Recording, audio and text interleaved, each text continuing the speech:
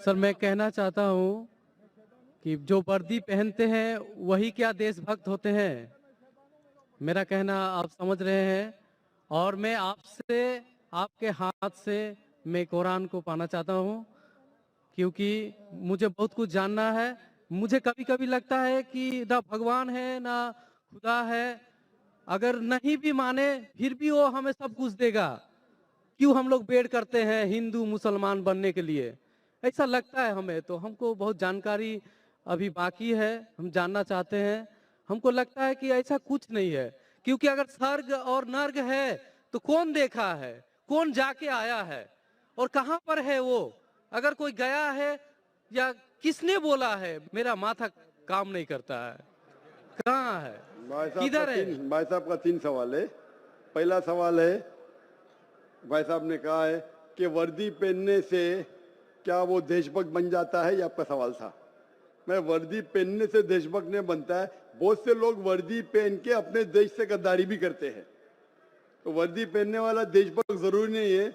जो अपनी देश की रक्षा करता है और देश के लिए काम करता है वो सही इंसान है। वर्दी जरूरी नहीं, वर्दी है या नहीं है वो कुछ अहम क्राइटेरिया नहीं। दूसरा सवाल आप चाहते कुरान मजीद मुझसे ले पा सकते हैं।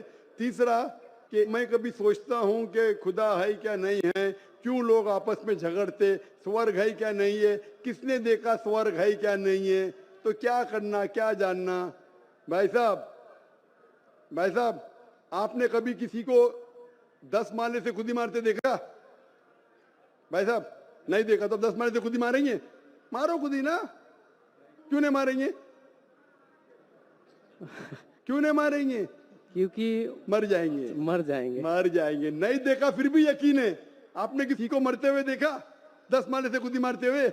नहीं सर। सुना सिर्फ ना? सुना। यकीन क्या है ना अपने बुद्धि पे।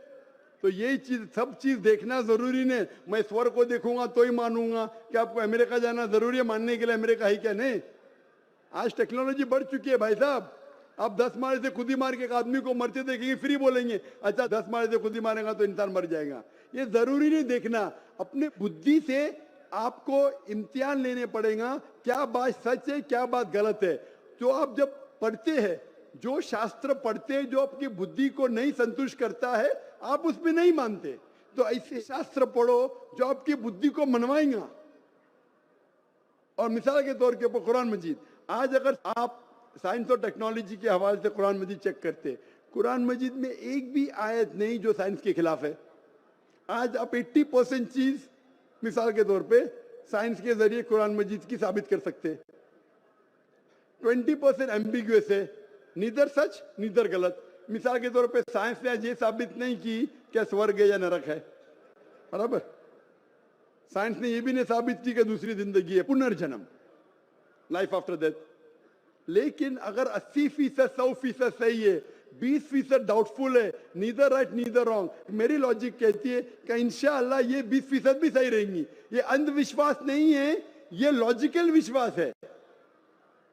तो कुरान में बाकी साइंटिफिक फैक्ट के अलावा ये भी लिखा है कि स्वर्ग है नरक है। तो ऐसी किताब पढ़ो जिससे आपका मन संतुष्ट हो। आप कुरान मजीद पढ़ो, इंशाअल्लाह आपको यकीन आएगा स्वर्ग और नरक में। आप आके कुरान मजीद ले सकते भाई साहब। सर स्वामी विवेकानंद बोलते हैं कि स्वर्ग और नर्क अपना दिल में है। तो ये कैसे बोल दिया? ये बहुत बड़ा पंडित है। स्वामी विवेकानंद के खुदा है क्या? आप वेद की बात मानेंगे, स्वामी विवेकानंद की बात मानेंगे? सर हम लोग यंग तो बहुत उसको फॉलो करते हैं। अगर कोई आदमी ने गलत किया, इंसान गलती कर सकता है क्या नहीं? इंसान गलती कर सकता है क्या नहीं? कर सकता है सर। कर सकता है। तो कोई इंसान कुछ चीज कहता है, आपको देखने पड़ेगा वो सही है क्या गलत है। मैं भी इंसान हूं, मैं भी गलती कर सकता हूं। गलती क्या तो बोलूंगा सॉरी भाई, इंसान हूं गलती कर सकता हूं। कर सकते क्या नहीं? तो अगर स्वामी विवेकानंद वेद के खिलाफ बात करे तो उसकी बात मत मानो। जो बात वो वेद के मुताबिक करते वो बात मानो। आप समझ रहे? मेरा भी कोई जुमला मिला जो कुरान के खिलाफ है, मेरे जुमले को भी फेंक दो ना। स्वामी विवेकानंद दूर की बात है, मैं अगर कुछ कुरान और सही हदीस के खिलाफ बोल रहा हूं तो मेरी बात भी मत मानो। मेरा 2 स्टैंडर्ड ने, मेरा डबल स्टैंडर्ड है, 1 स्टैंडर्ड है। जो खुदा ने बोला, खुदा की किताब को मानो, उसके ऊपर अमल करो। लोग अक्सर आपको खुदा की किताब से दूर लेके जाते। मैं यहाँ आया हूं लोग को खुदा की किताब के नजदीक लेके आने के लिए।